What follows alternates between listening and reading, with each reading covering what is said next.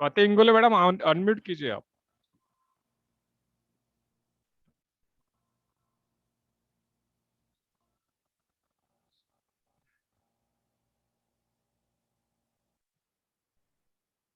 लगभग 55 पार्टिसिपेंट जुड़ चुके हैं। हम प्रोग्राम का समय भी हो चुका है, सो हम अभी देरी न करते हुए हमारा जो प्रोग्राम है उसको चालू करेंगे। स्वाति इंगोले मैडम ने अभी अनम्यूट कर दिया है, भंते जी भी है। सो मैं भंते जी को विनंती पूर्वक याचना करता हूँ कि वो त्रिशरण और पंचशील दे। स्वाति इंगोले मैडम आप फॉलो कीजिए। वंदा में बनते जी। जय भीम जय भीम।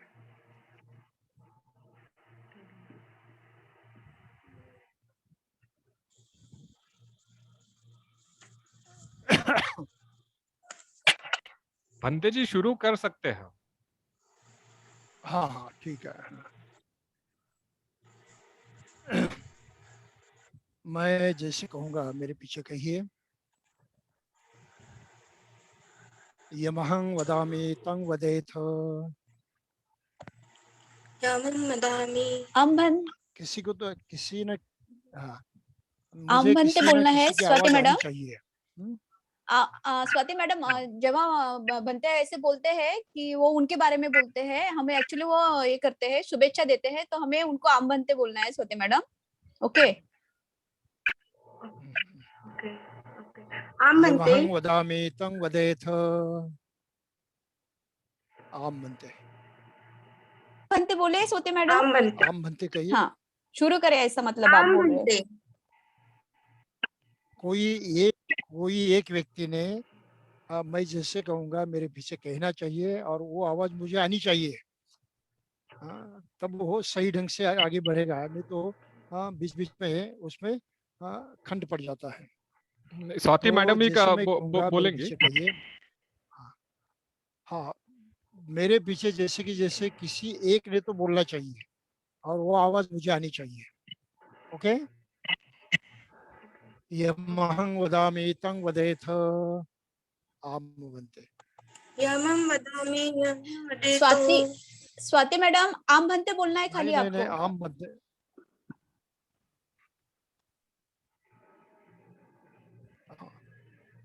अरहं सम्मा संबुद्धो।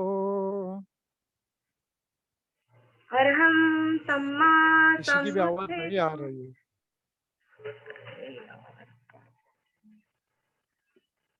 हेलो, मुझे किसी न किसी की भंते जी आवाज आनी स्वाति मैडम, चाहिए, मेरा तय कर स्वाति लीजिए। भंते जी स्वाति मैडम बोल ये रही है। भंते प्रॉब्लम जी हो रही है। जयश्री मैडम आप बोल नहीं, और दीजिए। दूसरे कोई शायद बोलिए यहाँ अगर पे उनकी। नहीं प्रॉब्लम नहीं हो नहीं, रहा है। ये स्वाति इंगोले मैडम और जयश्री मैडम आप दोनों साथ में बोलिए। थोड़ा शायद आवाज का आपका जो स्वाति इंगोले मैडम का जो लैपटॉप का आवाज है वो शायद जा नहीं रहा। आप हेडसेट यूज किए करेंगे तो काफी अच्छा रहेगा। मगर जयश्री मैडम और स्वाति मैडम आप दोनों साथ में बोलिए। बनते जी बनते जी को फॉलो कीजिए। हाँ जी स्वाति मैडम, मैं आपको बैकअप देती हूँ, आप मतलब बोलिए, डोंट वरी। हाँ, तो अभी पहले आपको हाथ ऐसे जोड़ना है। उसके पश्चात मैं जैसे कहूँगा मेरे पीछे वैसे के वैसे कहना है। सिर्फ 2 जगह आपको आम बनते कहना है। पहली दफा मैं जब पाली में कहूँगा यमहं वदामि तं वदेथ, इसके माने मैं जैसे कह रहा हूँ मेरे पीछे कहिए, तो आपको उसका जवाब देना है आम बनते। मेरे शब्द आपको रिपीट नहीं करने हैं। और फिर जो मैं कहूँगा उसी ढंग से कहना है। त्रिशरण होने के बाद दोबारा मैं कहूँगा पाली में कि त्रिशरण जो है मैंने कह दिया है, शरण गमन निष्ठितम, वो पाली में होता है। तो उसके बाद आपको आम बनते कहना है। तो 2 वक्त ही आपको आम बनते कहना है और बाकी सब जैसे मैं कहूँगा मेरे पीछे वैसे के वैसे कहना है। ठीक है, तो दोबारा नए से शुरुआत करते हैं। यमहं वदामि तं वदेथ। हम बनते। अरहं सम्मा संबुद्धो। अरहं सम्मा संबुद्ध। बुद्धं भगवन्तं अभिवादेमि। बुद्धं भगवन्तं अभिवादेमि। स्वाक्षातो भगवता धम्मो स्वाखातो भगवता धम्मो धम्मं नमस्सामि। धम्मं नमस्वामि। सुपटिपन्नो भगवतो सावक संघो सुपटिपन्नो भगवतो सावक संगो संघं नमामि। संघं नमामि। नमो तस्स भगवतो अरहतो सम्मा संबुद्धस्स। नमो तस्स भगवतो अरहतो सम्मा संबुद्धस्स।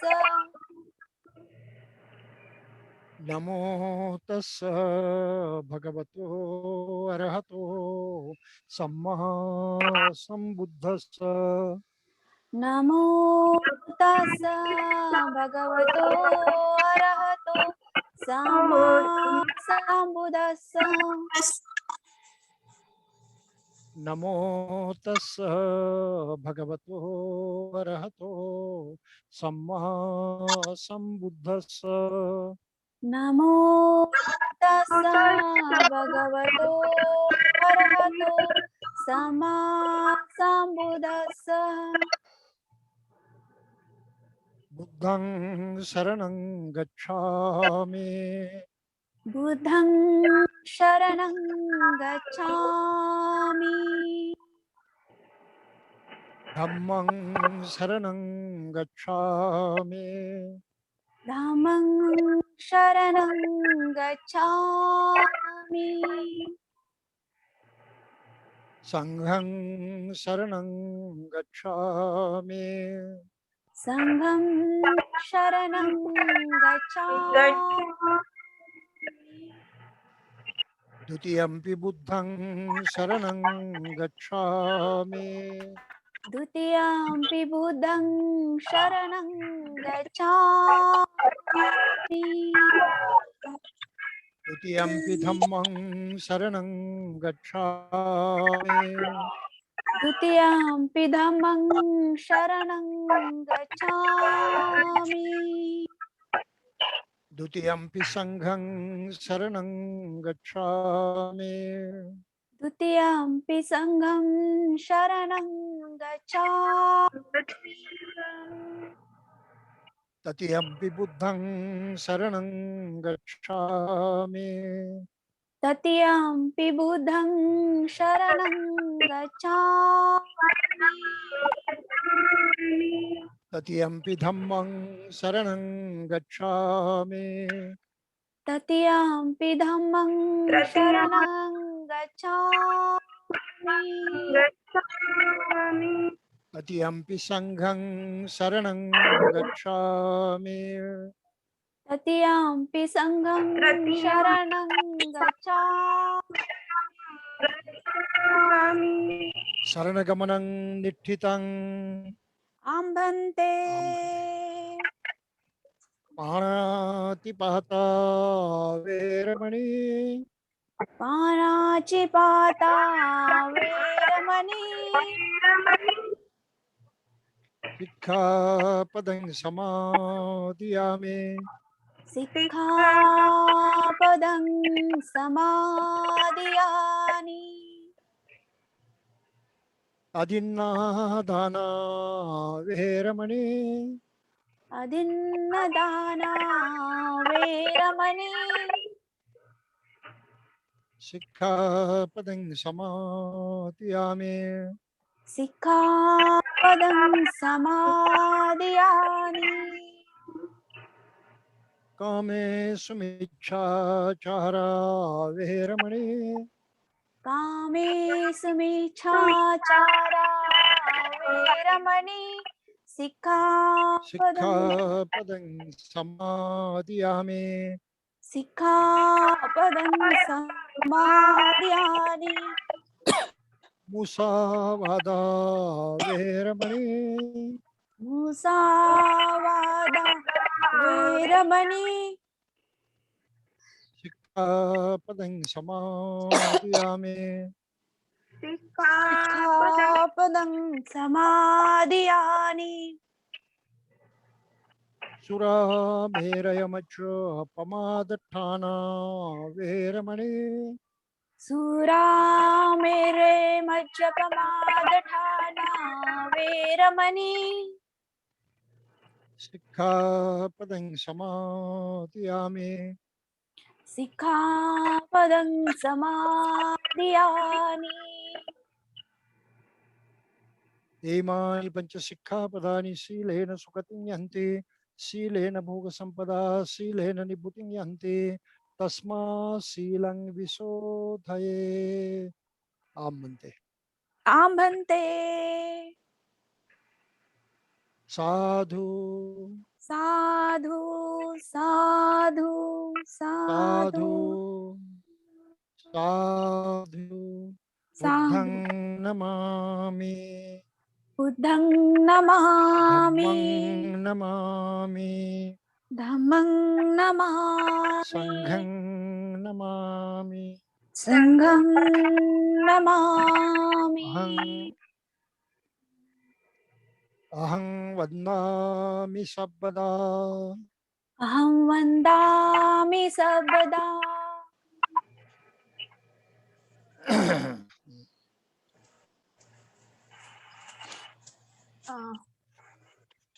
ठीक थोड़ा है शुरुआत करें हाँ, भंते जी थोड़ा वो जो स्वाति मैडम है वो अभी अभी हमारे इसमें ये है तो उसे थोड़ा अंडरस्टैंड जयश्री करिए चालू please। करेंगे अच्छा। प्रोग्राम ओके जी हाँ ठीक है so should we start yes yes Bhante ji okay तो भाइयों और बहनों धम्म जीवन पद्धति क्या है इसको हम समझने की कोशिश इन कुछ दिनों में कर रहे हैं और आज का हमारा जो कार्यक्रम है वो 8वां है। इस श्रृंखला में हमने बहुत कुछ देखा है समझा है खासकर अपने बारे में अपनी पहचान की है। हम जिस जगत में रहते हैं उस जगत की भी पहचान हमने की है किस तरह से वो चलता है किस तरह से उसका संचालन होता है। हमने अपने मन के बारे में भी बहुत कुछ जाना है कि मनुष्य के पास एक प्राणी होने के नाते सबसे बढ़िया सबसे ताकतवर जो कोई शक्ति है प्रभावशाली शक्ति है वो मन है और मन के माध्यम से ही मनुष्य जीता है। इस बात को भी हमने जाना है। ये मन जो है इसके सहारे मनुष्य अपने जीवन में परिवर्तन लाता है ये भी जाना है। सृष्टि के कुछ दूसरे लक्षण भी हमने जाने हैं। तो वैसे देखा जाए तो हम जिस अवस्था में जी रहे हैं जिस परिस्थिति में जी रहे हैं जिन साधनों को लेकर और जिन बातों को लेकर जी रहे हैं और जिन आशा और आकांक्षा को हम पाना चाहते हैं इनके बारे में अभी काफी हमने चर्चा की है और ये सब चर्चा सच्चाई जानने के लिए आवश्यक है। अगर इसको सही ढंग से अपनाया समझ लिया तो अपना अज्ञान जो है वो दूर हो जाता है। वैसे संसार में देखा जाता है जगत में देखा जाता है कि मनुष्य दो बातों से परेशान है। पहली बात है कि उसके मन में भय होता है फियर। ये फियर बहुत ज्यादा बढ़ जाती है तो साइकोसिस बन जाती है एक मानसिक विकार बन जाता है जिसको फियर साइकोसिस कहते हैं। लेकिन आमतौर पर हर आदमी इस भय से ग्रसित होता है और उसमें फंस जाता है भय से। फिर मुफ्त में, फोकट में सुख पाने की आशा करते हैं कि बिना कुछ किए मिलना चाहिए, लॉटरी लग जानी चाहिए, हम जो चाहते हैं वो मिलना चाहिए। कहाँ से मिलेगा? इसका कुछ पता नहीं, कौन देगा इसका भी कुछ पता नहीं। फिर चाहत इतनी बलवती होती है, इतनी तकड़ होती है कि एक तो स्वरक्षा की स्वरक्षा की या स्वरक्षा का जो भय होता है, उस भय के मारे और फोकट में कुछ मिलना चाहिए, इस चाहत के मारे आदमी अतीन्द्रिय शक्तियों पर, पारलौकिक शक्तियों पर, अतिभौतिक शक्तियों पर विश्वास करने लगता है। तो ईश्वर पर विश्वास करने का ये मूल कारण है। मनुष्य के मन में जो भय है, सबसे बड़ा भय तो मृत्यु का है। दुख तो आते रहता है, उसका भय हमेशा मन में रहता है और आदमी उससे बचना चाहता है और जानता नहीं कि कैसे बचे, कैसे खुद की रक्षा करे। तो अनजाने कोई शक्ति होगी उस पर विश्वास कर लेता है और उसको उसके उससे पूजा प्रार्थना करते हुए, उसको मनाते हुए, हाँ, उससे मांगता है कि मेरी रक्षा करो, मुझे सुरक्षित रखो। और वैसे ही फोकट में सुख चाहता है बिना कुछ किए,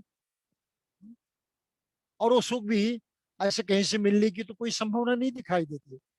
तो ऐसे वक्त भी वो ऐसे, हाँ, अति भौतिक अतीन्द्रिय शक्तियों पर निर्भर रहता है और शायद उनसे मिल जाएगा, ये चमत्कार हो जाएगा, इसमें फंस जाता है। और इन दो मानसिक कारणों से आदमी मानसिक रूप से रुग्ण हो जाता है, मानसिक रूप से वो गुलाम हो जाता है। ये बहुत ही महत्वपूर्ण मुद्दा है जो आपको हमेशा ध्यान में रखना चाहिए।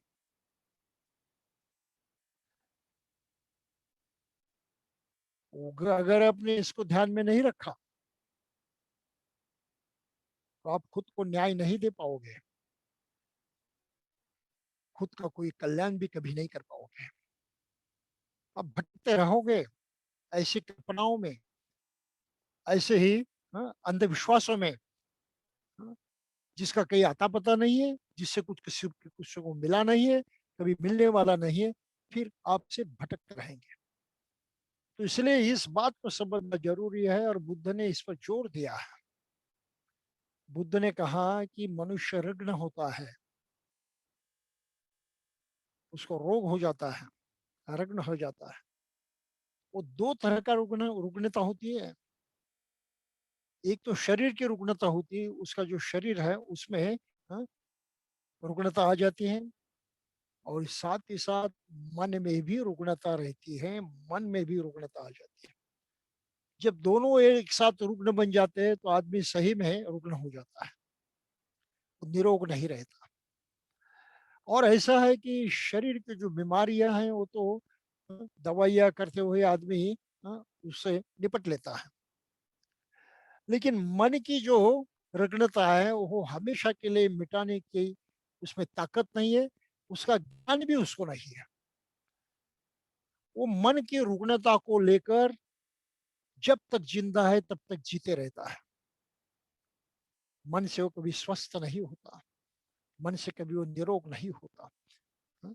और ये मन की निरोगता जो है, मन का स्वस्थ होना जो है, ये सबसे महत्वपूर्ण बात है। और इन बातों को समझने के लिए हमने इतना सारा प्रयास किया है कि हम अपने बारे में जाना कि हमारा अस्तित्व कैसे है, हम कैसे जीते हैं, क्या चाहते हैं, प्रत्यक्ष क्या स्थिति है अपने बारे में। फिर जहाँ जिस विश्व में हम जीते हैं वहाँ की प्रत्यक्ष स्थिति क्या है, उसका चाल चलन कैसे होता है, किस तरह से वो सब अस्तित्व में है, ये हमने जाना। इसी के कारण हमने अपने मन को जानने की कोशिश की कि वास्तविक हमारे पास कौन सी शक्ति है, कौन सी ताकत है। तो मन जैसी ताकत है जिससे हम परिचित नहीं थे, तो परिचित होने की कोशिश की है। और आज हम इस मन की रुग्णता को कैसे हटाना है और उसको हटाने के पश्चात ही हम सही अर्थ से स्वस्थ कैसे हो जाते हैं, निरोग कैसे हो जाते हैं, इस तरफ, हाँ, हमें बढ़ना है। तो काल्पनिक बातें जो हैं कि सुख और दुख बाहर से आता है, कोई देता है, किसी के हाथ में है, अपने हाथ में नहीं है। इस कल्पना पर हम आश्रित होते हैं तो मन की बहुत भारी रुग्णता ठहरती है। और साथ ही साथ क्या होता है, हम परावलंबी हो जाते हैं, अज्ञात शक्ति पर हम अवलंबित होते हैं, डिपेंडेंट होते हैं। और दूसरों पर जो डिपेंडेंट हुआ, अगर दूसरे ने कुछ किया ही नहीं, आपका कुछ भला होने वाला नहीं, आपका कुछ फायदा होने वाला नहीं। और काल्पनिक बातें तो किसी का भला कर ही नहीं सकती। यह आज तक के मनुष्य जाति का अनुभव है, हर आदमी का अनुभव है। अपने जीते जी सब कुछ अनुभव करते हैं, ऐसा नहीं कि उनको समझता नहीं, लेकिन वो पहचानते नहीं है ऐसा क्यों है। तो इस तरह से काल्पनिक बातों पर विश्वास करने से हम खुद को फंसाते हैं, उसको गुमराह करते हैं और अंत में खुद का नुकसान कर लेते हैं, क्योंकि हम औरों पर डिपेंडेंट रहते हैं। बुद्ध ने कहा बहुत बड़ी गलती है। विश्व में हर चीज अपने पर डिपेंडेंट होती है, अपने बलबूते पर जीती हैं। ये रुक्ष देखिए, ये वनस्पतियां देखिए, उगती हैं, अपने बलबूते पर जीती हैं। नेचर ने, निसर्ग ने उसको जिस तरह से जीने का तरीका आदान किया है, प्रदान किया है, उस तरीके से जीते हैं। दूसरे भी प्राणियों की तरफ देखिए, वो अपने इस मर्यादा को अपना कर उसमें जीते हैं स्वतंत्र रूप से, किसी और से सुख नहीं मांगते, किसी और से दुख का हरण करने की बात नहीं कहते। सिर्फ मनुष्य है, क्योंकि उसकी बुद्धि, उसका मन बहुत सशक्त है, बहुत ताकतवर है, उसके बल पर वो ऐसे कुछ कल्पनाएं करता है और उसमें फंस जाता है। ये मन की रुग्णता है, इसको मानसिक गुलामी कहा है। और ढेर सारे लोग इस तरह से मानसिक गुलाम होते हैं, वो स्वस्थ जीवन नहीं जी पाते। तो ये दो तरह की जो रुग्णता है, शरीर की और मन की, इनको समझे बगैर हम खुद को कुछ न्याय नहीं दे सकते, खुद के बारे में कुछ सही कर नहीं सकते। तो ये मन की जो गुलामगिरी है, मन की जो रुग्णता है, इसी को बुद्ध ने कहा अज्ञान है। हमें पता ही नहीं क्या है वास्तविकता, सच्चाई क्या है, प्रत्यक्षात परिस्थिति कैसे है, पता नहीं। और पता न होने के कारण वो हमारा अज्ञान बन जाता है। और इस अज्ञान का मूल कहाँ है, ये कहाँ छिपा हुआ है, कहाँ पैदा हुआ है? अरे भैया, अपने ही मन में, और कहीं बाहर नहीं। ये अज्ञान हमारे मन में ही छिपा हुआ है, वहीं से पैदा हुआ है, और वही अपने पर अमल चलाता है, अधिकार चलाता है। तो इस बात को समझना बहुत ही महत्वपूर्ण है, जिसकी ओर बुद्ध ने स्वयं इशारा किया है। क्या किया है?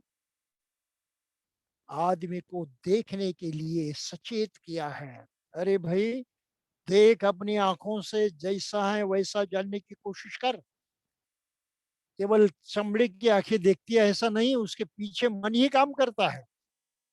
मन ही जानता है, पहचानता है, समझता है, असलियत जान लेता है। तो मन की आंखों से देखने का प्रयास कर। सभी चीजें, तुम स्वयं और तुम जिस परिस्थिति में जीते हो, वहां की सभी चीजें किस तरह से उनका प्रत्यक्ष अस्तित्व है, वो मन से जानने की कोशिश करो। ये शक्ति तुम्हारे पास है और किसी प्राणी के पास नहीं है।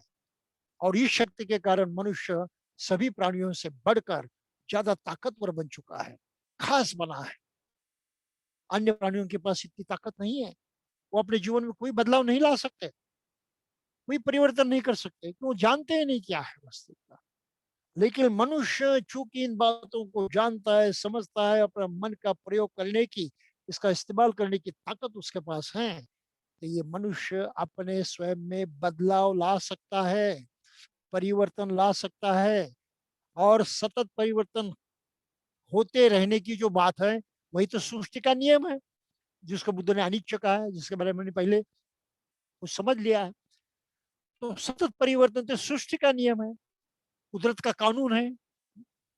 हम भी परिवर्तित होते रहते हैं, लेकिन हमारे पास और दूसरी शक्ति है, ताकत है कि हम अपने बलबूते पर, अपने मन की शक्ति के सहारे आवश्यक परिवर्तन ला सकते हैं अपने मन में, अपने आचरण व्यवहार में, अपने जीवन में। ये सभी का अनुभव है। हम कुछ बनते हैं, बनने की चेष्टा करते हैं, कुछ अपनाने की कोशिश करते हैं और उनसे सीखते हैं और अपने में बदलाव बदलाव लाते हैं और उस नया नए का हम संपादन करते हैं, उसका प्रत्यक्ष स्वीकार करते हैं। ये तो हर आदमी का अनुभव है। अगर स्कूल में जाकर शिक्षा मिलती है तो कोई भी आदमी स्कूल में जाए तो उसको सीखने वाला है, वो सीखने से उसे परिवर्तन होने ही वाला है, कोई रोक नहीं सकता उसको। तो ये अपनी मन की सही ताकत है, इसके बल पर मनुष्य का परिवर्तन संभव है, ये बुद्ध ने जाना। और इसलिए बुद्ध ने कहा, बहुत महत्वपूर्ण बात कही, ठीक तरह से जांच पड़ताल कर, सभी ओर से हाँ, तलाशी करते हुए हर बात को अंदर से और बाहर से जानने की कोशिश करते रहना चाहिए। इस तरह से अपने मन की ताकत को प्रत्यक्षात उपयोग में लाना चाहिए। इसे कोई पाली में कहा है योनिसो मनसिकार। हम व्यवहार में करते हैं बुद्धिमान होना, बौद्धिक ताकत का प्रयोग करना, बुद्धि का इस्तेमाल करना। हमारी व्यवहारिक भाषा में बुद्धि का प्रयोग करते हैं, तो बुद्धिमान होना जरूरी है। अपने बुद्धि का हर चीज का परीक्षण करने के लिए उपयोग करना आवश्यक है।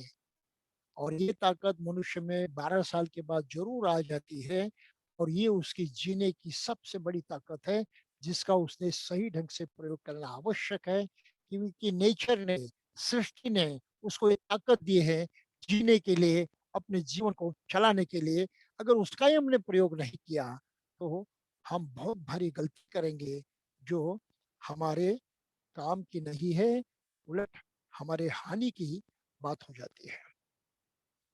तो मनुष्य अपने मन के गलत इस्तेमाल से खुद की हानि करता है, खुद का नुकसान करता है। धम्मपद में इसी तरह से हाँ, श्लोक लिखा है कि बुरे मार्ग पर चलने वाला मन मनुष्य की इतनी हानि करता है, इतना नुकसान करता है, जितना कि कोई उसका शत्रु, उसका बैरी भी नहीं कर सकता। और ये सभी का अनुभव है। और सही मार्ग पर चलने वाला मन मनुष्य का इतना कल्याण करता है कि कोई दूसरा मित्र, कोई सगा साथी उतना कल्याण नहीं कर सकता। तो ये मन की खासियत, ये मन की योग्यता, एक मन की क्षमता, इसको बुद्ध ने इन इतने स्पष्ट शब्दों में प्रकट किया है, हमारे सामने रखा है। नहीं भैया, तो हमने सीखना चाहिए, ये मेरे मन की बात है, मेरे लिए है, मेरे काम किए हैं, मुझे अपनानी चाहिए, समझनी चाहिए और प्रत्यक्षात उसका उपयोग करना चाहिए।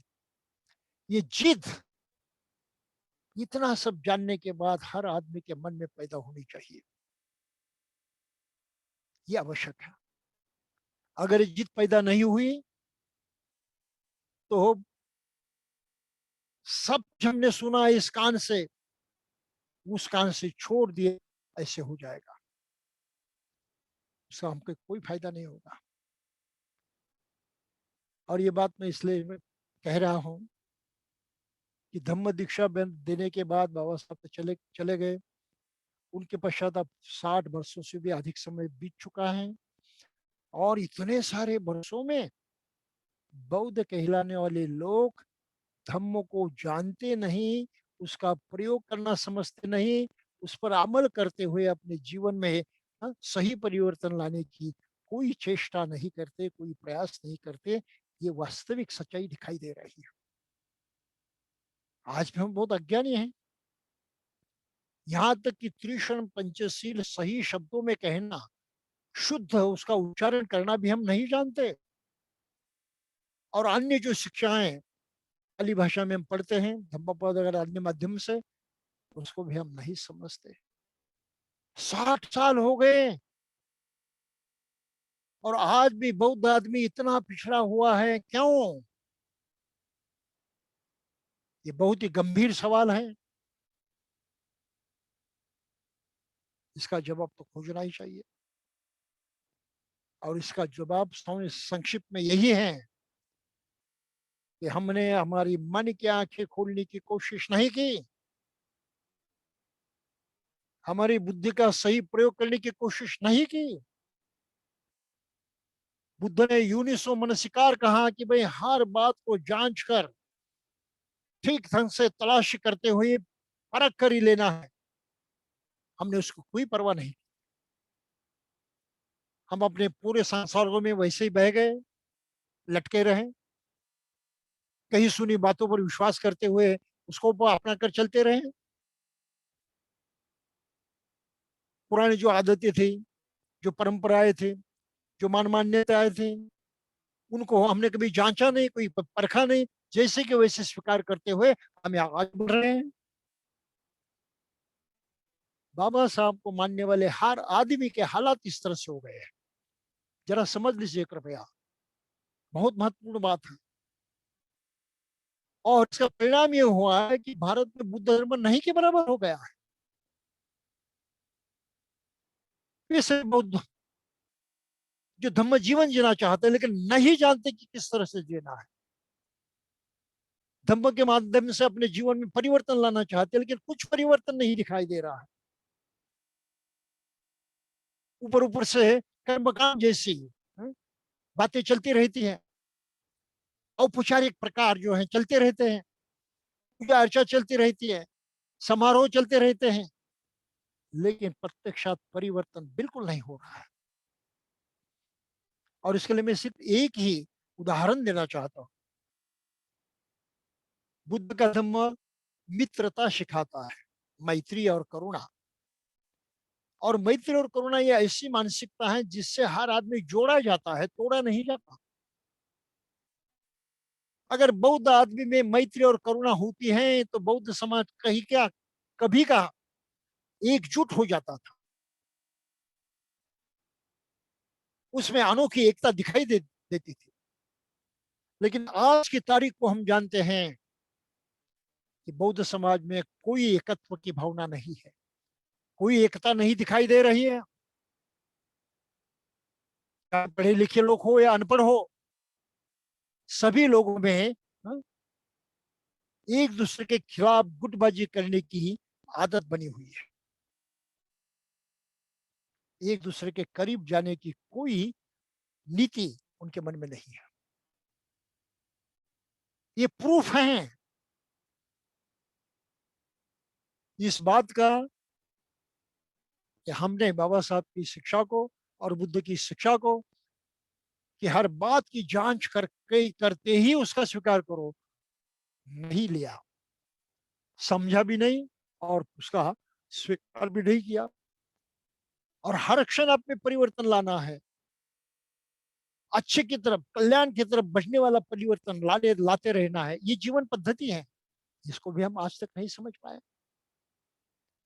हर आदमी ने खुद को ये सवाल पूछना चाहिए कि मैं पिछले साल में जिस तरह का आदमी था, मेरा स्वभाव जैसे था, मेरी आदतें कुछ ऐसी थी जो मुझे भी अच्छे नहीं लगती थी, औरों को भी लगती थी, क्या उसमें एक साल के अंदर मैंने कुछ परिवर्तन लाया, कुछ सुधार किया? क्या पिछले साल की तुलना में आज के साल में मैं कुछ अंश में एक नया आदमी बन गया हूं? अगर ये तत्व हमको लागू नहीं होता है तो इसका मतलब साफ है कि हम बुद्ध के धम्म को नहीं जानते, उसके अनुसार कुछ नहीं करते। हम जो के तो जहां खड़े वैसे ही खड़े रहे, सिर्फ बुद्धिमानी की बातें करते हैं, बहस करते हैं, वाद विवाद करते हैं और कुछ नहीं करते। तो बुद्ध का ये जो सबसे महत्वपूर्ण विचार है, यूनिसो मनसिकार, अपने बुद्धि का सही ढंग से इस्तेमाल करो, अपने बुद्धि के बल पर हर चीज को जैसे कि वैसा जानो, पहचानो। ये शिक्षा मनुष्यत्व की ओर जाने का पहला कदम है, बुद्ध की ओर जाने का पहला कदम है। बौद्ध बनने के लिए आगे बढ़ने का पहला कदम है। अगर इस कदम को ही नहीं उठाया तो ये समझना गलत है कि हम बुद्ध धर्म की तरफ जा रहे हैं, बुद्ध के रास्ते पर चढ़ रहे हैं। गलत है वो।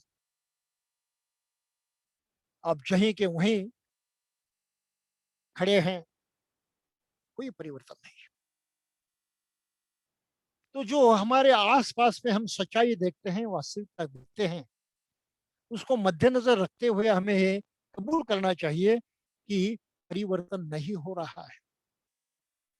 बाबा साहब ने चाहा मुझे भारत बौद्ध में करना है, सभी लोगों को एक दूसरे से इस तरह से जोड़ना है कि सभी प्रकार का जो भेद है, विषमता है, जातिवाद जैसी बहुत ही बुरी तरह की विषमता है, मिट जाए, खत्म हो जाए।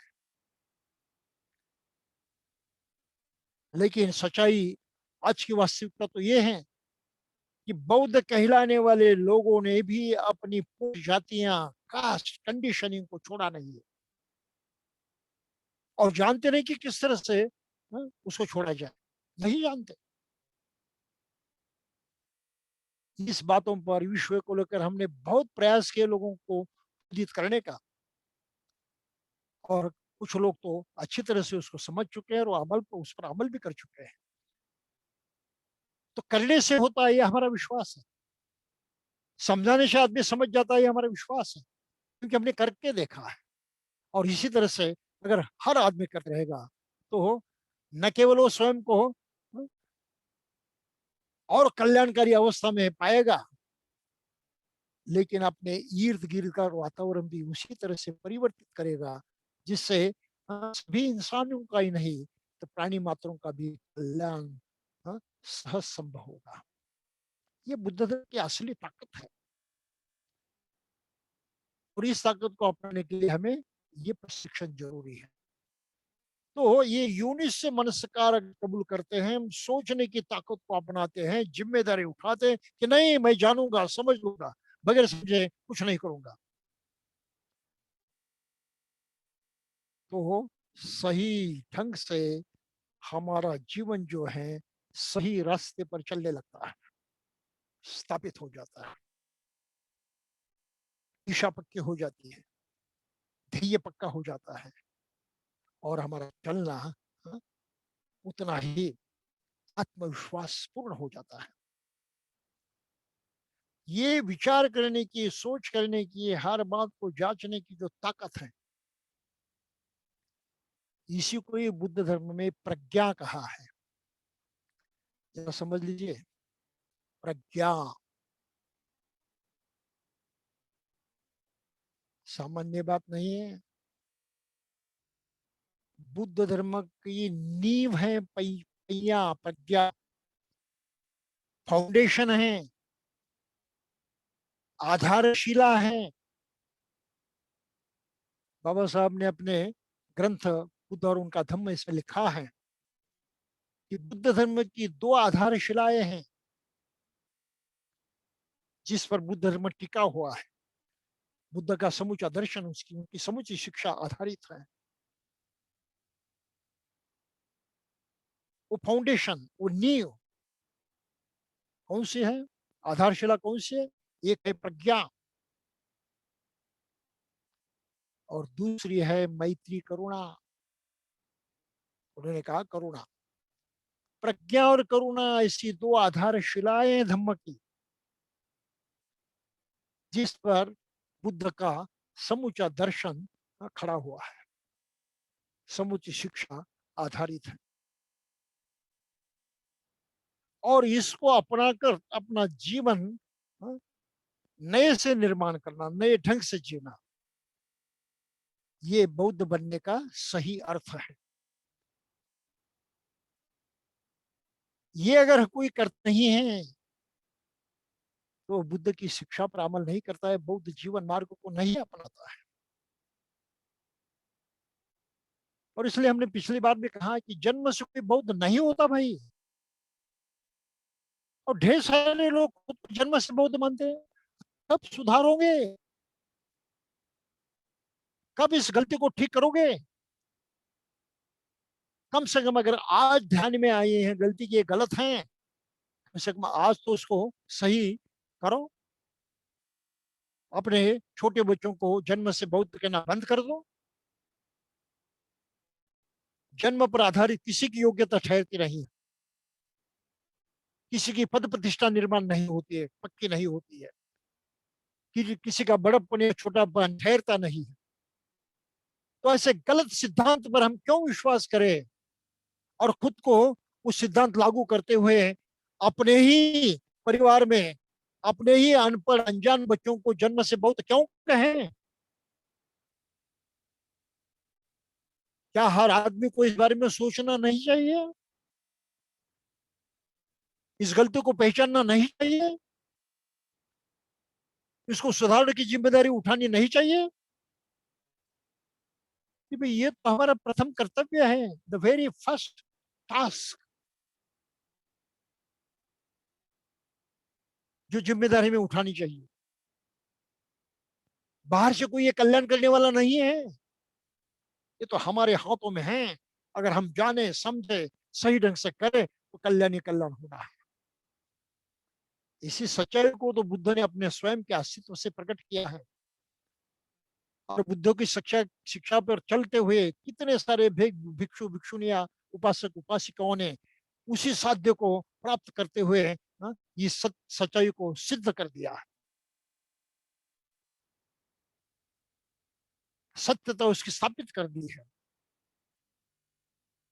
तो ये प्रज्ञा जो है, इसका विकास करना, ये बौद्ध बनने का एक महत्वपूर्ण अंग है।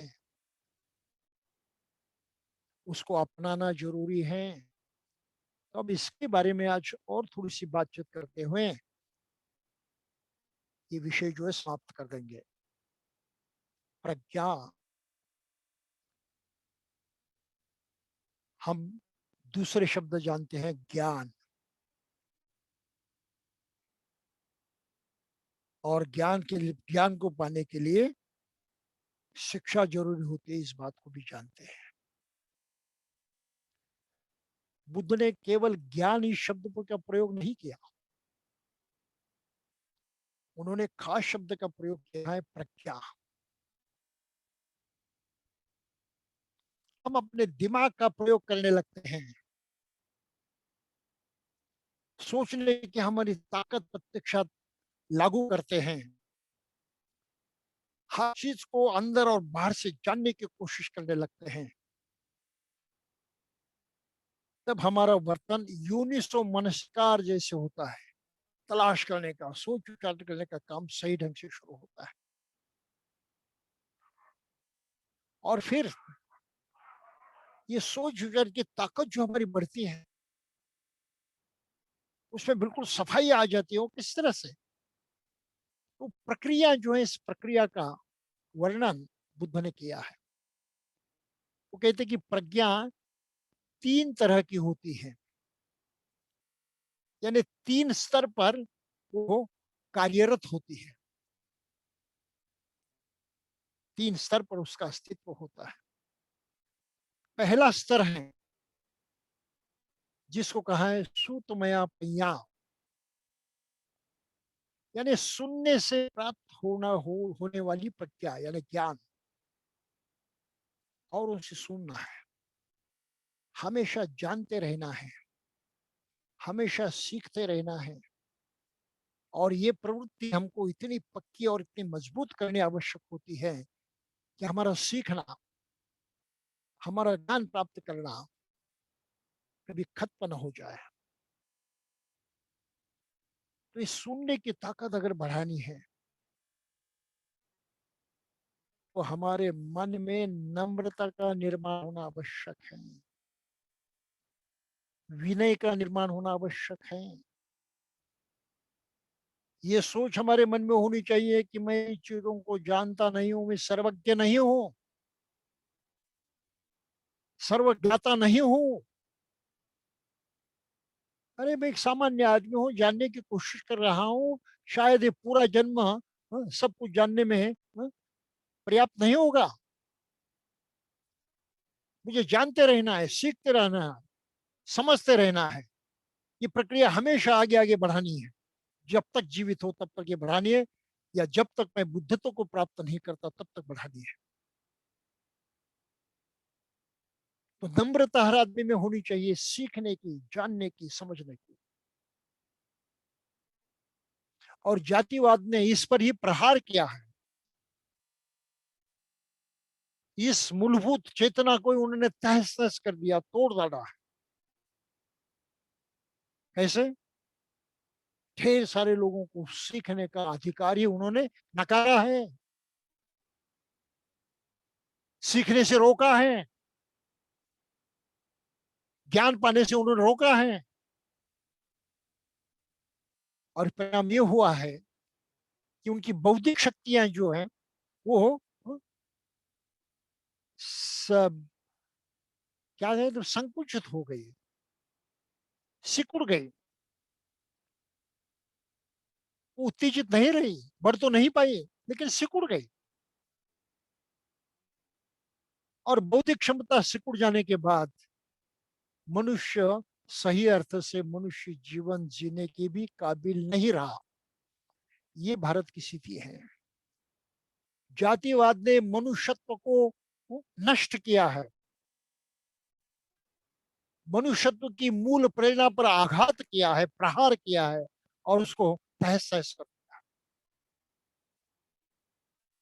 हम किसी हालत में जातिवाद का समर्थन तो नहीं कर सकते, लेकिन जो कुछ भी प्रभाव हमारे ऊपर होगा वो जातिवाद का, उससे भी हर दम निपटने की कोशिश करनी चाहिए। यह हमारा कर्तव्य होता है। सीखना जरूरी है, जानना जरूरी है, समझना जरूरी है। इसलिए बुद्ध ने मंगल सूत्र में कहा है, कालेन धम्म समनं, बार बार धम्मों को श्रवण करते रहे, सुनते रहे। शायद पंचशील होगा, आज सुना, कल कहोगे कि आज सुनने की क्या जरूरत है, कल तो सुन लिया। नहीं, ये नहीं चलेगा। दोबारा सुनिए, तीसरी बार सुनिए, चौथी बार सुनिए, बार बार सुनते रहें, ताकि आप उतनी गहराई में उतर सके। एकाएक से उस तत्व की गहराई आपको मालूम नहीं होती, समझ में नहीं आती। धीरे धीरे जानते हैं, करके देखते हैं, जानते हैं, करके देखते हैं, तब कहीं गहराई में उतर जाते हैं। तब तब कहीं बहुत अंदर छिपी हुई बातें जो है वो प्रकट होती है, और हमारे जीवन पर उसका प्रभाव पड़ता है। बार बार सुनना है। लोग बुद्ध धम्म की एक हाथ दूसरी किताब पढ़ते हैं, बुद्ध का दर्शन ऐसा ऐसा है, समझ लेते हैं और कहते हैं बस, अरे हमको तो बुद्धिज्म पूरा मालूम है, अभी क्या सीखने की जरूरत है। तो किसी भिक्षु के पास नहीं जाते, किसी उपासक के पास नहीं जाते, कोई दूसरा ज्ञाता होता है उसकी सुनने के लिए तैयार नहीं होते। कहते हैं हमको तो आता है, हमें पूरा याद कर लिया है बुद्ध धर्म, उसके सभी तत्व हमको मालूम है, अब सुनने की कोई जरूरत नहीं है। बहुत भारी गलती है ये, बहुत भारी गलती है। दो कारणों से। एक कारण है कि हमारी समझ ऊपर ऊपर की होती है, प्रत्यक्षात आचरण करते हुए, बहुत गंभीरता से आचरण करते हुए उसकी तह में जाने की जो ताकत निर्माण होनी चाहिए वो हमारे में कभी निर्माण नहीं होती। लेकिन जिनमें वो ताकत पैदा हुई है उनसे इन सूत्रों का दोबारा अर्थ समझना, हाँ, ये भी बड़ी ज्ञान की बात हो जाती है। उसे भी हम टूट जाते हैं, उसका भी फायदा नहीं करते। और दूसरी महत्वपूर्ण बात है कि इन तत्वों की कई पता न होने से उस पर हमारा उतना विश्वास भी नहीं रहे। हम ऊपर ऊपर से कबूल करते हैं, गंभीरता से उसकी तरफ देखते नहीं, ऐसा ही है तो छोड़ दी, तो हमारे व्यक्तित्व में बहुत ही भारी गड़बड़ी पैदा होती है।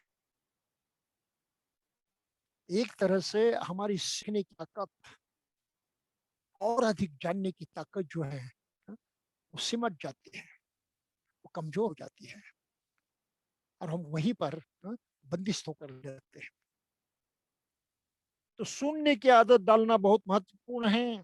काले न धम्म समन, बार बार धम्म का श्रवण करना चाहिए। एक बार सुना ठीक है, दूसरी बार सुना वही जैसे कि वैसे सुना, क्या दिक्कत है? पर सुना तो सकारात्मक है, पॉजिटिव है, जो सही है तो अपनाने की कोशिश है। बार बार सही को अपनाते रहे तो भाई नुकसान कौन सा है? कुछ भी नुकसान नहीं है। इसलिए बुद्ध धर्म में हम पाते हैं कि बार बार पंचशील त्रिशरण का पठन करते हैं, बार बार, हर वक्त, हर समय, हर प्रोग्राम में। क्यों? ये तो सही रास्ता है, ये सकारात्मक है, ये पॉजिटिव है, इसका हमारे मन पर इतना प्रभाव होना चाहिए और ये तत्व हमारे मन में इतने गहराई में उतरने चाहिए कि हमारा पूरा आचरण उस तरह से बदल जाए। आवश्यक है सुनना, बार बार सुनना जरूरी है। ये सुनने से प्रज्ञा बढ़ती है।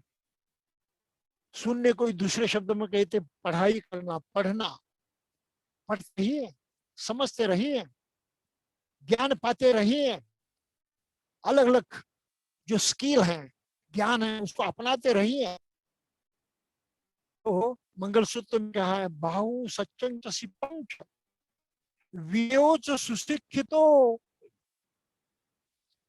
बहुत सारी कायें, बहुत सारे स्किल, सारे शास्त्र, बहुत सारी बातें, ये सीखने के साथ साथ विनयोच सुशिक्षितो, विनय पूर्वक वो रहता है, विनय पूर्वक जीता है और तब कहीं वो सुशिक्षित कहलाता है। अहंकार से भरा आदमी कितना भी सीखा हुआ हो, शिक्षित हो, सुशिक्षित नहीं होता। जरा इस सच्चाई को समझ लीजिए।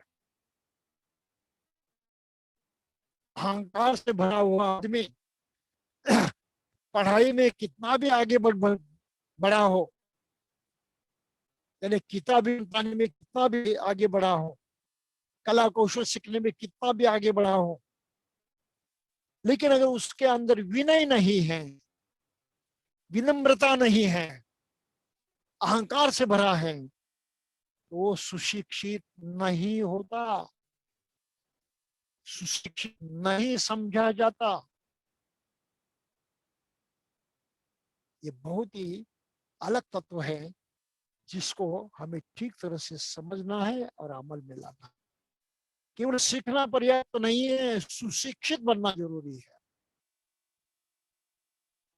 सही ढंग से ज्ञान पाना जरूरी है।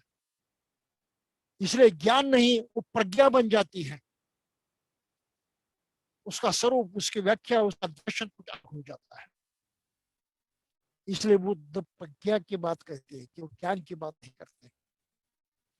अब प्रज्ञा और ज्ञान वैसे इंटरचेंजेबल है, परिस्थिति के अनुकूल उसका इस्तेमाल किया जाता है, व्यवहार में अलग बात है। लेकिन प्रत्यक्ष सच्चाई ये है कि प्रज्ञा का अपना स्वरूप कुछ अलग है। तो ये सुनने से प्रज्ञा प्राप्त होती है। सुनने की इच्छा चाहिए, जानने की इच्छा चाहिए।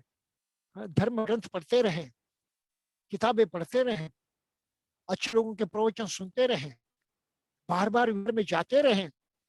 बाबा साहब ने कहा हर हफ्ते में विहार में जाना चाहिए।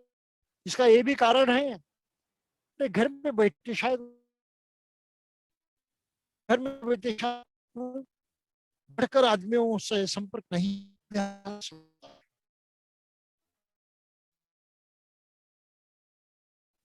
मिलेगा, नहीं मिला तो और किसी संपर्क आ जाएगा। कुछ ना कुछ तो प्राप्ति होती है, खाली हाथ नहीं लोगे। बिहार में क्या हमारे वे जो हैं ये तो गुटबाजी के अड्डे बन चुके हैं। संघर्ष के केंद्र बन चुके हैं, रणक्षेत्र बन चुके हैं। आदमी जाए वहां तो भी क्यों जाए, क्या फायदा है, गुरुबाजी करने के लिए जाए। तो हमने पूरी तरह से जो बुद्ध संस्कृति है, धम्म संस्कृति है, उसको ही पलटा दिया है, उसको आहत किया है, क्षतिग्रस्त किया है। तो इसमें भी सुधार लाना बहुत जरूरी है। और इसलिए सभी विहार जो हैं भिक्षुओं ने चलाने चाहिए, भिक्षुओं के हाथ में होने चाहिए। भिक्षु ने ही उनका सही ढंग से इस्तेमाल करना है और लोगों को सिखाना है, और ये सुविधाएं जो है प्रदान करनी है, ये व्यवस्था प्रदान करनी है। जब सक्षम भिक्षुओं के हाथ में विहार नहीं आते और वो सक्षम भिक्षुओं को नहीं चलाते हैं, तब तक भारत में विहार संस्कृति का निर्माण होना संभव नहीं है। और विहार संस्कृति के बिना बुद्ध धर्म का फैलाव होना भी संभव नहीं है। कितना काम हमको करना है, कितनी गलतियों को सुधारना है, जरा सोचिए, जरा समझिए।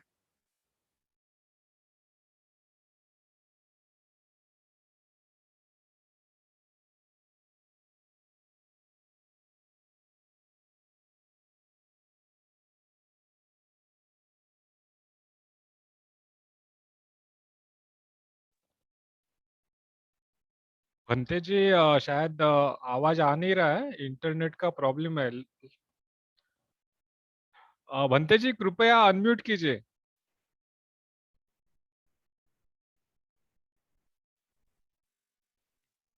हाँ ठीक है अभी। हाँ ठीक है। Okay okay. तो इस तरह से बुद्ध धर्म की नींव, आधारशिला, पहली आधारशिला प्रज्ञा है। और इसमें चिंतमय प्रज्ञा है दूसरा भाग। पहले तो सुनने की बात कही, सुना, समझा, लेकिन उस पर चिंतन मनन करना है, सोचना है। केवल सुना और स्वीकार किया ऐसा नहीं होना चाहिए, केवल सुना और मान लिया ऐसा नहीं होना चाहिए। हाँ? तो क्या वो सही है, गलत है, और बुद्ध की भाषा में जैसे पहले हमने देखा, कुशल है या अकुशल है, सकारात्मक या नकारात्मक है, फायदेमंद है या हानिकारक है, इसकी जांच करनी है, इस कसौटी पर उसको परखना है। तो ये चिंतन मनन की बात होती है, गहरा से सोच करने की प्रक्रिया होती है। और इसलिए इस दूसरे लेवल की प्रज्ञा है जिसको कहा है चिंतमया पय्या, मतलब चिंतन मनन से गहराई गहराई में सोचकर पाई हुई प्रज्ञा, पाया हुआ ज्ञान। तो चिंतन करने की, मनन करने की, सोच की ताकत को बढ़ाना बड़ा जरूरी है। और इस ताकत को बढ़ाने का काम विहारों में जो शिक्षा दी जाती है और वहां जो कार्यक्रम प्रत्यक्ष अमल में लाए जाते हैं, उससे पाई जाती है, उससे मिलती रहती है। तो बार बार विहार में जाना इतना महत्वपूर्ण है। हमारी प्रज्ञा की जो अगली कड़ी है उसकी तरफ बढ़ने के लिए हमें शक्ति मिलती है, हमें ताकत मिलती है, हमें दिशा मिलती है। तो चिंतमय प्रज्ञा बहुत महत्वपूर्ण है। कैसे चिंतन करें, कैसे सोचें, सही सोच कैसे होती है, किस तरह से उसको सही माना जाता है, ये सब सीखने की बातें हैं, जानने की बातें हैं। वो चिंतमय प्रज्ञा है। और ऐसे चिंतन मनन किए हुए जो शस्त्र हैं, जो व्यक्ति हैं, जो आचरणशील बौद्ध हैं, उनके संपर्क में जाकर ही इसको पाया जाता है, समझा जाता है, नहीं तो नहीं। अगर उनके संपर्क में नहीं रहोगे, विनय पूर्वक उनकी बातें नहीं सुनोगे, बार बार नहीं सुनोगे, तो चिंतमय प्रज्ञा से आपका कोई ही संबंध नहीं आएगा। आप उससे हमेशा दूर रहोगे। आपकी सोच सीमित रहेगी, व्यावहारिक रहेगी, बहुत ही अपूर्ण रहेगी, किसी परिधि में बंदिस्त रहेगी, विशाल नहीं होगी, सार्वत्रिक नहीं होगी।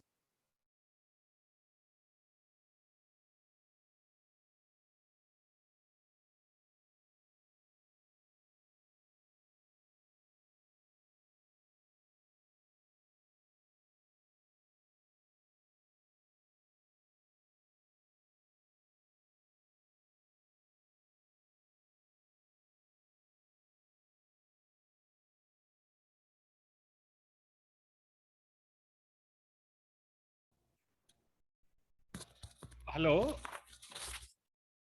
हाँ भंते जी, फिर से आप अनम्यूट हो गए हैं, शायद इंटरनेट का बैंडविड्थ का प्रॉब्लम है।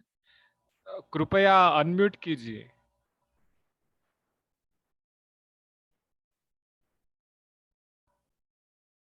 हाँ भंते जी, मेरी आवाज आ रही है आपके पास? आप अनम्यूट कीजिए भंते जी, कृपया। अब आ रही है, ओके अभी आ रही है। ये तो हाँ आवाज नहीं आ रही थी। हाँ, कुछ इंटरनेट का प्रॉब्लम है। हेलो। हाँ हाँ, अभी आ रही है आवाज, अच्छा हम ठीक है कंटिन्यू ठीक कर है। सकते हैं भंते जी, अभी तो ठीक है। चिंतमय प्रज्ञा को इससे बढ़ावा दिया जा सकता है। बगैर चिंतमय प्रज्ञा के हमारी प्रगति नहीं हो सकती, हम आगे नहीं बढ़ सकते। उसको लाना पड़ता है, अमल में लाना पड़ता है।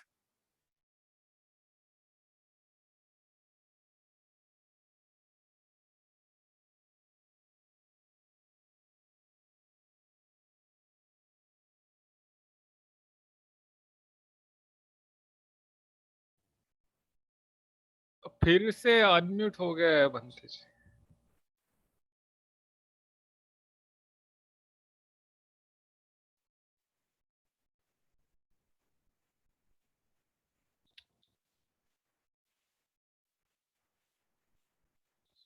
शायद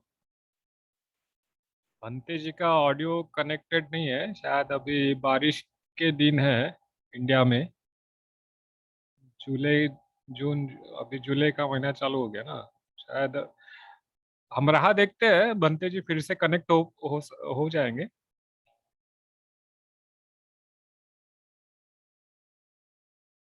संतोष कुशल वर्धन सर है क्या ग्रुप में? भंते जी, क्या आप हमें सुन पा रहे हैं अभी? कृपया अनम्यूट कीजिए।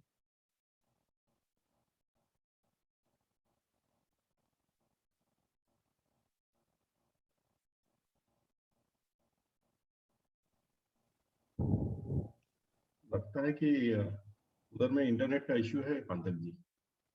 हाँ वही लग रहा है, शायद ये 2 बार हो गया ना, क्योंकि शायद बारिश वगैरह भी आ रही होंगी उधर, तो उस वजह से कभी कभी जनरली ऐसा प्रॉब्लम रहता है। हम राह देखेंगे। वहां से हम देखते हैं कोई विजय गायकवाड़ जी जुड़े हैं क्या?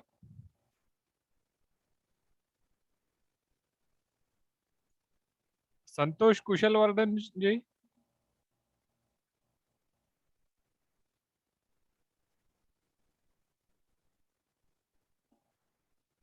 अ, हमारे साथ में सुनील जी जुड़े हैं। अभी पूना से कोई जुड़ा हुआ है तो आप बात कीजिए। पूना में अभी कैसा मौसम है? बारिश वगैरह आ रही है क्या उधर?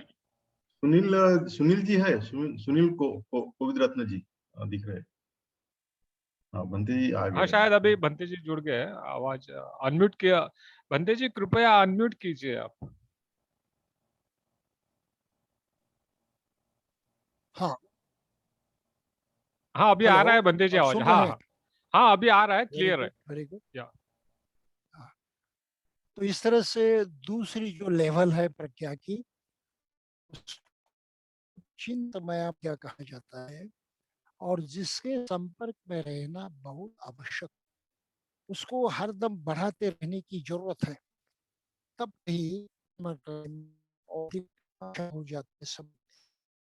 और फिर तीसरी अंतिम जो लेवल है, उसको भावना मायापैया कहा है। इसका सीधा अर्थ ये है कि आपने जो जाना है, जो समझा है, उसको इस ढंग से आत्मसात किया है कि आपका व्यवहार, आपका प्रत्यक्ष आचरण, आपका करना, बोलना, सोचना बस उसी ढंग का हो जाता है, उसमें कोई फर्क नहीं पड़ता। तो जैसे आपने जाना है वैसे आप करते रहते, आचरण में है वो लाते हैं। जो आप प्रत्यक्ष आचरण करते हैं वैसे आपकी सोच हो जाती है, तो उसमें कोई विसंगति नहीं होती। संत तुकाराम ने इन बहुत अच्छे शब्द में इसको बयान किया है। वो कहते हैं अ, बोले तैसा चाले त्याची वंदावी पाऊले। जो जिस तरह से बातें करता है उसी तरह से प्रत्यक्षत आचरण करता है, वो वंदनीय है, उसको वंदन करना चाहिए। तो जैसी सोच वैसा आचरण, जैसा आचरण वैसी सोच, इस अवस्था को हम प्राप्त होते हैं। हाँ, उस दशा को भावना माया प्रज्ञा कहा है। भावना माया ने विकसित, पूरी पूरी विकसित हो गई प्रज्ञा है, अब उसमें कोई कमी नहीं रही है, और वो बुद्धत्व की अवस्था है, भारतपद की अवस्था है, परिशुद्ध अवस्था है। तो मनुष्य का विकास केवल इस तरह से होता है, प्रज्ञा से ही, दूसरा कोई चारा नहीं है, दूसरा कोई मार्ग नहीं है। इस प्रज्ञा के बल पर ही आप दुख से मुक्त हो जाते हैं, इस प्रज्ञा के बल पर ही आप पूरा पूरा सुख पाते हैं, जिसको निर्वाण कहा गया है। दूसरा उपाय नहीं है भाई। इसलिए हर मनुष्य को प्रज्ञा की तरफ कितनी बारीकी से ध्यान देना चाहिए और उसको अपने की कितनी सही कोशिश करनी चाहिए, इसको जरा समझ लीजिए। और फिर दूसरी नीम कही गई है बुद्ध धम्म की, बुद्ध दर्शन की, वो है करुणा। करुणा के माने सकारात्मक दृष्टिकोण, सकारात्मक मानसिकता, सकारात्मक व्यवहार, चाहे कुछ भी हो। नकारात्मक बातें मन में नहीं लाएंगे, उसके अनुसार बर्ताव नहीं करेंगे, उसको मन से उखाड़ फेंक देंगे।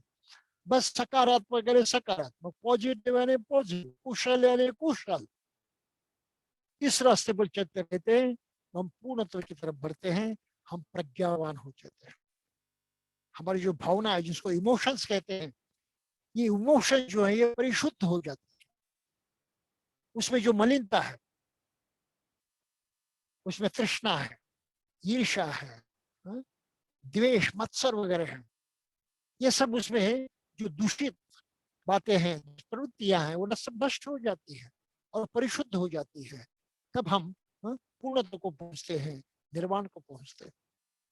कुशल अशल, कुशल जो है अकुशल जो पूरी तरह से नष्ट हो जाता है, कुशल ही सार्वत्रिक बन जाता है।